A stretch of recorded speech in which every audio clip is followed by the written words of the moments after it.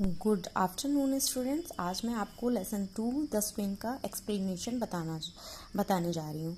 Class 6। How do you like to go up in a swing up in the air so blue oh I do think it's the pleasantest thing ever a child can do. इसमें ये जो poetry है वो लिखी हुई है Robert Louis Stevenson ने।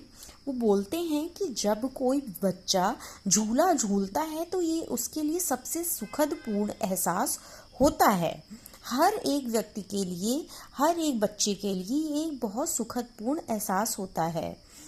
तो means in English we can also read in English. This stanza from The Swing by Robert Louis captures the joy and excitement of a child swinging high in the air. The poet asks how one feels about swinging and expresses his own delight, saying that soaring up into the blue sky is one of the most enjoyable activities a child can experience. This simple yet vivid imaginary reflects the carefree happiness of childhood. ठीक है, तो यह एक बच्चे के लिए बहुत ही सुखदपूर्ण एहसास होता है जब वो झूला झूलता है।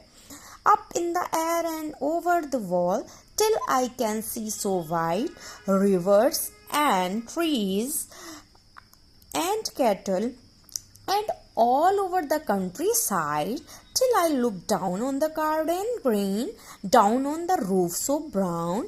Up in the air I go flying again, up in the air and down. जब वो ऊपर जब up in the air जब वो हवा में झूलता हुआ ऊपर की ओर जाता है तो उसको सब कुछ बहुत ही बड़ा बड़ा दिखता है। रिवर्स और ट्रीज और ये कैटल्स, जहाँ एनिमल्स होते हैं ना, वो kettles. Country side means country के, विलेज के एक साइड में, outer side of the village को कंट्री साइड बोलते हैं। ठीक है, रिवर्स, ट्रीज और कैटल्स, सभी चीज़ें उसको दूर दूर तक की चीज़ें उसको दिखती हैं जब वो झूले से ऊपर की ओर जाता है। टिल आई लुक डाउन, और जब वो ऊपर से नीचे की ओर देखता है तो उसे ग्रीन ग्रीन कलर का गार्डन दिखता है, बगीचा दिखता है, छत दिखती है ब्राउन कलर की। ठीक, और अप इन द एयर, और जब वो और फिर ऊपर की ओर जाता है, उड़ता झूलता हुआ ऊपर की ओर जाता है और फिर वो नीचे की ओर आता है। ठीक है, इसका मतलब है, अब मैं आपको इंग्लिश में बताऊंगी।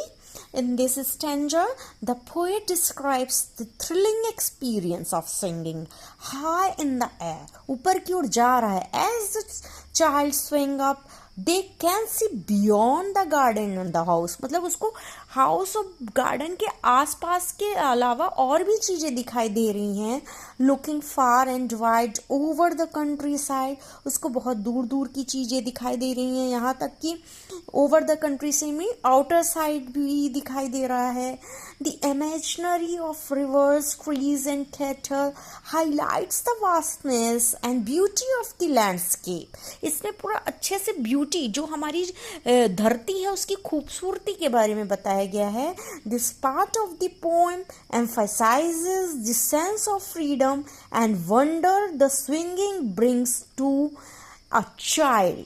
ठीक है, ये एक बच्चे की जो इच्छाएं हैं, वो ऊपर जा रहा है, झूल रहा है, उसको दूर दूर की चीज़ें दिख रही हैं, फिर वो नीचे आ रहा है स्विंग करते हुए। तो ये इसमें जो हमारा दृश्य है उसकी खूबसूरती के बारे में बहुत अच्छे से रॉबर्ट लुइस स्टीवेंसन ने डिस्क्राइब किया है।